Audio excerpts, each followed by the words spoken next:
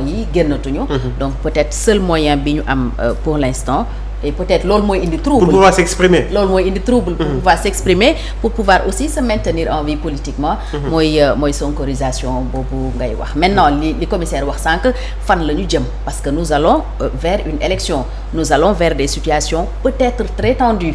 Kenn xamagul, on ne sait pas ce qui se passera demain, mais il est sûr que peut-être de l'autre côté politiquement on se prépare. Suñu déggee yenn discours yi ku mel ni Ngagne Demba Touré bi mu exilé woo, il a quand même expliqué un peu les raisons, ni que c'est pour mieux travailler, c'est pour mieux s'organiser.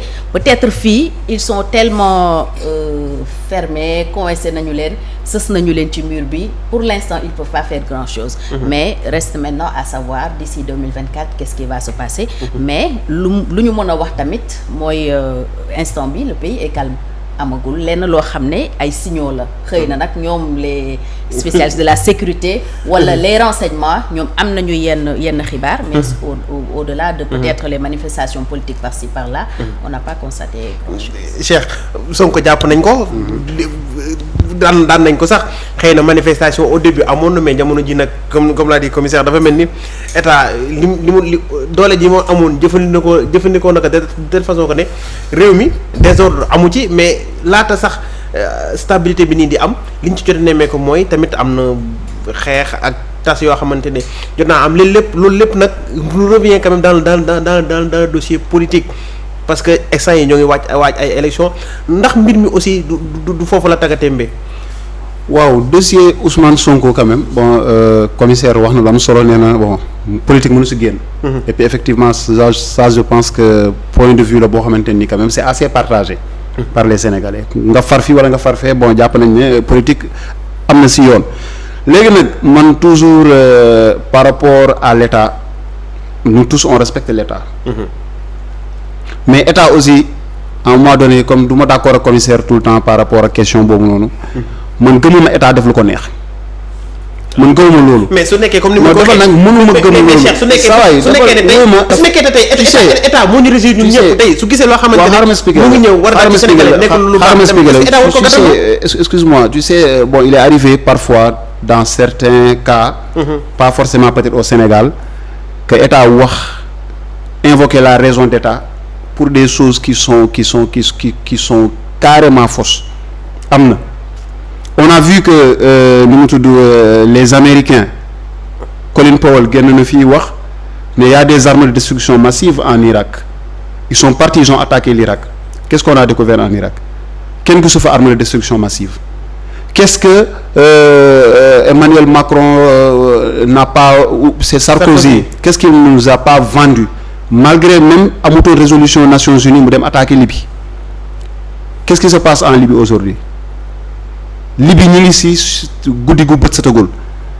Ces deux gouvernements ñoo fa nekk. Tout ça parce que des États se sont réveillés un bon matin se prenant pour je ne sais nu mu tudd se prenant pour des justiciers ou autres, que ñoom ñooy mettre au nom de l'ordre qu'ils veulent mettre en place dans le monde ñu ngi def lu leen neex. Loolu laa gëmul man. Man je suis un homme épris de liberté et de justice. Dama gëm ne état mënul def lu ko neex. État c'est avant tout des intérêts. Dafa am xam nga su ma ne intérêt mooy kiy jiite si ñun la jógee il a des intérêts. Moo tax son action doit être encadrée, sinon abus de pouvoir lay conduire automatiquement, parce que état mënul yeewu au nom de n'importe quelle information rek wala njortu rek mu jàpp ñëpp tëj wala jàpp diw tëj parce que dañuy yaakaar ne su génnee peut-être que dina am désordre wala dara. Mais Ousmane Sonko en juin mais bi ñuy koy condamné mais Ousmane Sonko fan la nekkoon mu noon si biti mais nekkoon loolu si biti. mais gis nañ la xew Ziguinchor aussi. non mais li xew Dakar gis na ko. nekkutoon si biti en tout cas il n'était pas libre de se mouvoir si dëkk bi du dëgg. loolu am na man encore une fois comme ni ma la wax man gëmuma loolu. léegi nag peut-être les spécialistes comme commissaires et autres ñoom ils sont dans leur rôle peut-être pour expliquer yenn agissement état bi. mais man je me mets du côté de la population et que la démocratie c'est la gouvernance du peuple, c'est le peuple qui gouverne. ñun ñoo jël suñuy nu mu tudd ay ni ñu bëgg ni ñu dundee tout ça jël yëpp dénk ko benn nit ne ko doxalal muy gérer réew mi nañu yaakaaree noonu la ko war a mën a gérer maintenant il doit rendre compte effectivement dama jàpp ne Ousmane Sonko comme ni nga wax depuis mu nekk prison ba léegi c'est vrai il y a le calme mais est-ce que c'est pas le calme qui annonce la tempête xamuñu pour le moment on n'en sait rien ñu ngi dem vers une élection en février 2024 xamuñu luy xew bon ñun ñëpp jàmm la ñuy ñaan jàmm xew mais c'est une grosse perte tey pour la démocratie sénégalaise suñu demee élection présidentielle boo xamante ni le favori de l'opposition je dirais pas peut-être le favori de l'élection mais le favori de l'opposition ñu fexe par des moyens yi nga xamante ni loin de faire l'unanimité ñu écarter ko ba du bokk c'est une perte radiation bi nag bon je ne sais pas il y a le ministre de la justice qui parle de condamnation définitive dans l'affaire Sweet Beauty. Oui mais bon des spécialistes aussi heureusement il y en a beaucoup au Sénégal nee nañu pour le moment la décision n'est pas définitive parce que la condamnation n'est pas définitive Ousmane Sonko pour le moment en tout cas si j'écoute les juristes nee nañu Ousmane Sonko amagul benn condamnation bu définitive donc contumace boobu ñuy wax nee nañu dans la limite de 5 ans Ousmane Sonko mënoon na ñëw bés bu ñu ko ci jàppee donc bés boobu noonu contumace bi jugement bi day daanu dañ koy juger waat donc léegi peut-être que le droit aussi a changé je ne sais pas dans ce pays finalement on se retrouve pas donc voilà.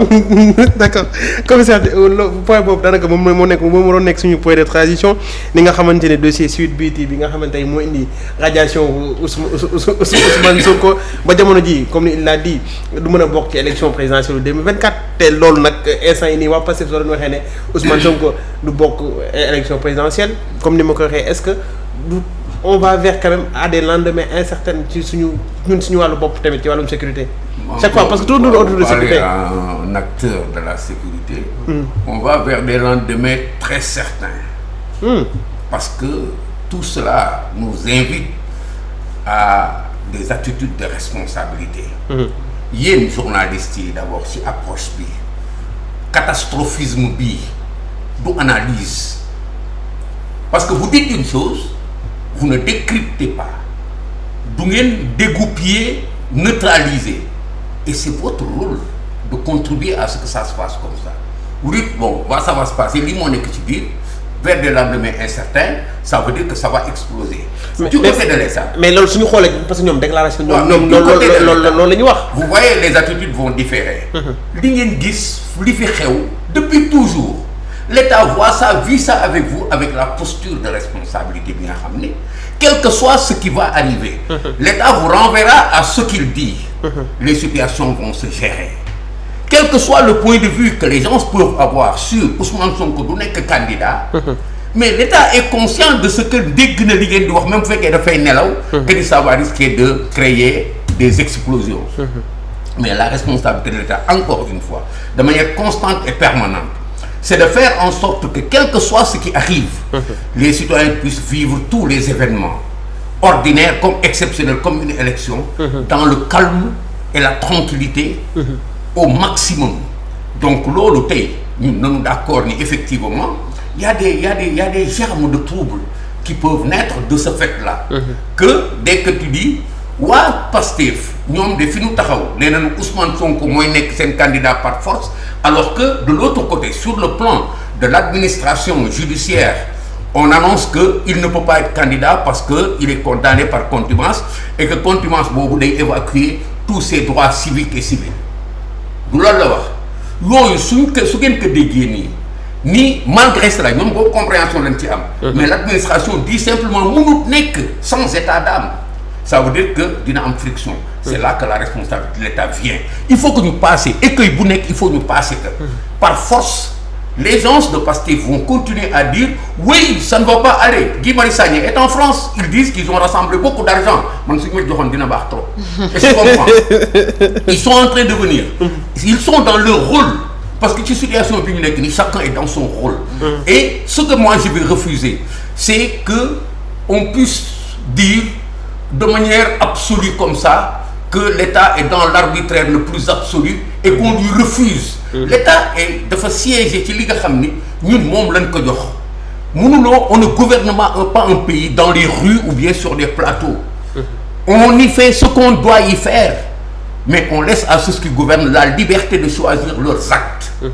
Quand par exemple l'État et la justice sénégalaise apprécient de la candidature de Ousmane Sonko, mais au finish li ñu def moom mooy nekk, et ça évacue tout le débat. Mais en attendant, ceux qui croient qu'ils doivent protester de droit et ceux qui doivent protester de manière partisane, parce qu'il y en a, parce que moi, ce qui m'éblouit aujourd'hui, c'est qu'on puisse nous présenter sur la table comme ça un favori à une élection, mais qui est Ousmane Sonko en tant que citoyen sénégalais.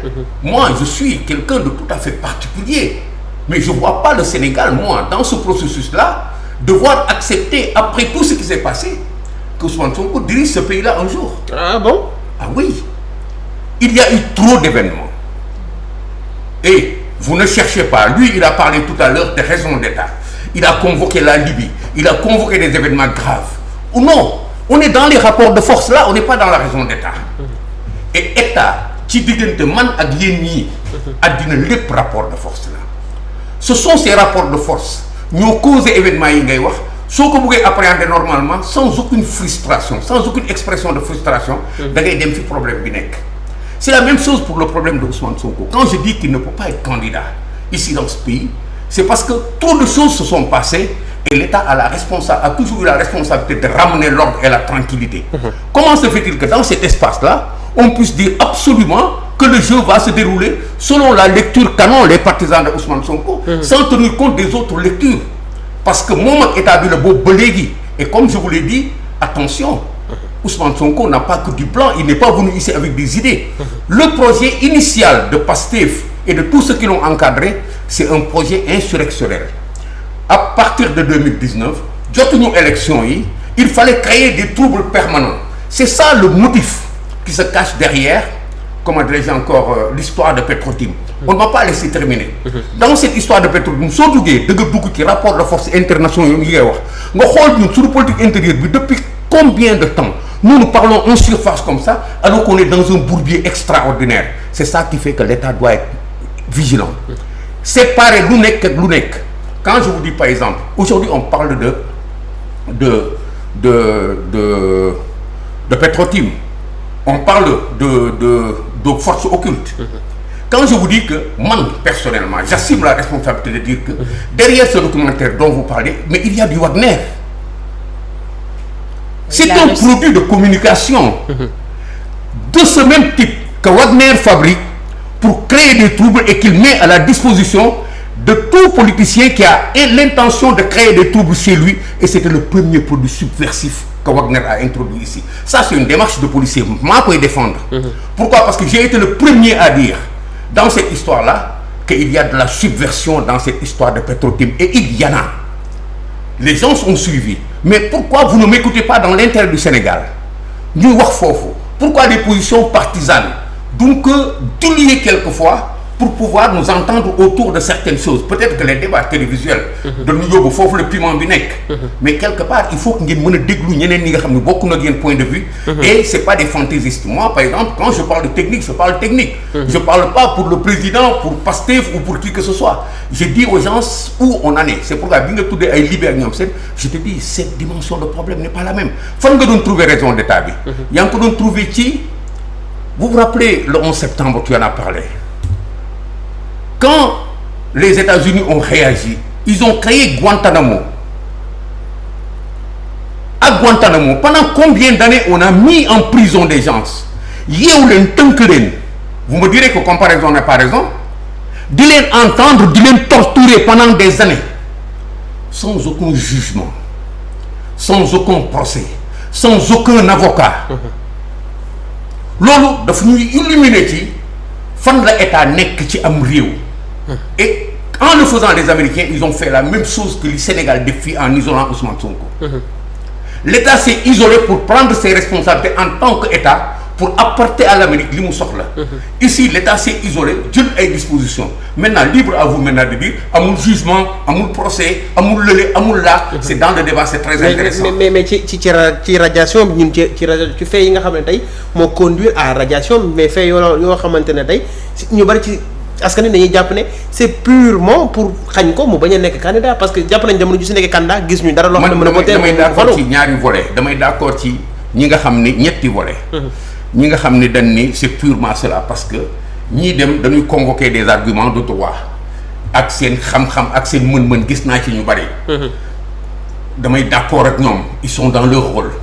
damay d'accord ak ñeneen ñi nga xam ni du côté de l'État ils apportent les mêmes types d'arguments dans l'espace public pour wane ni lii ñu ko def c'est tout à fait normal on est toujours dans le débat on n'est pas dans une vérité absolue mais dafay fekk ni ci situation yu mel noonu ñi nga xam ni dañoo far dañuy bëgg toujours ki wax lu leen arrangé moom moo nekk ci dëgg aujourd'hui parce que la tendance oppositionniste au Sénégal prête à comment dirais-je encore au mutuelle de la justice de vouloir coûte que coûte légitimer au plan du droit le fait que ñu écarté waa jële les gens s'abritent derrière là-bas mais d'abord il y a ça mais il y a aussi le fait que on est dans une situation électorale dañu am ñun lu passé fii nekk élection ñu am situation bu benn acteur nekk ci biir li ñuy teqale c'est l'ensemble des éléments du processus électoral suñu buggee am jàmm foofu la ñuy taxaw mënuñu tey en débattant de cela répondre ci question bi fii effectivement il y a de la politique parce que on ne peut pas faire de la politique pour accéder à gouverner un pays être à la tête de l'État et ne pas continuer à faire de la politique. D'accord. C'est légitime. D'accord. Mais maintenant laisse-moi terminer là-bas li nga xam ni moom moo ñuy ñoo ñuy séparer fii c'est de laisser le processus continuer même si dans l'erreur demain le Conseil constitutionnel dit que Ousmane Sonko ne sera pas candidat c'est comme ça que ça se passe en République. D'accord. Froid bi may waxee nag ngeen baal ma ko. Mais je vous invite à cette décision-là et je vous prépare à accepter cette décision ñëwaat ci plateau discuter ko. mais commissaire est-ce que yow essayé sax moom Fatou est-ce que moom daanelul sax. ndax tey suñu déggee ni muy waxee ñu ci ba dañuy jàpp naan est-ce que voilà ndax est-ce que gars yi. ce n'est pas une révélation Ousmane Sonko sax mais Ousmane Sonko est-ce que parewul Ousmane ko aller à l'extrême est-ce que parewul jàpp ni politique moo ko def. man ma ànd ak yéen ci jàpp ni politique moo ko def. D'accord. ànd ak yéen ci am na ñeneen ñu xalaatul di ngeen xalaat. ba noppi dellu si leen ci régularité républicaine bi. ça veut dire que on ne peut pas sortir autrement qu'en respectant le processus tel qu'il est établi dans une république. mooy quel que soit Alpha Ousmane Sonko ira jusqu'à déposer sa candidature. ou bien du am parrainage. parrainage ça existe. parrainage que moom mën nañoo ñëw. non ou bien dama lay wax rek le cas. ou bien du am parrainage ça existe. ou bien dinañ trouver solution wu. dire que son parrainage n'est pas irrégulier ça existe ou bien dina dem ba conseil constitutionnel wax ni bokkul. D'accord. mais su conseil waxul ni bokkul on revient au débat ici. La République le Sénégal ne va pas s'arrêter parce que le conseil constitutionnel l'aura dit.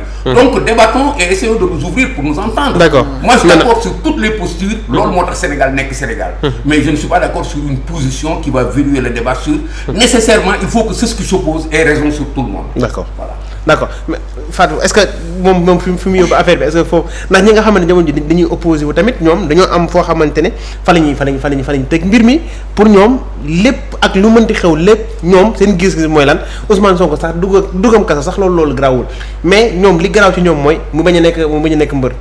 waaw commissaire du ma ko contredire à 100% par respect à son expérience par respect aussi à technicien de la sécurité bi mu nekk mais man en tant que citoyen en tant que sénégalais en tant que observatrice de la scène politique man comme beaucoup de sénégalais d'ailleurs mënuma ci génne politique ñu ngi ba tey ci langue politique bi mais pour une simple raison mooy li Cheikh wax sànq y a des intérêts parce que le président même s'il n'est pas candidat à sa propre succession il a un candidat.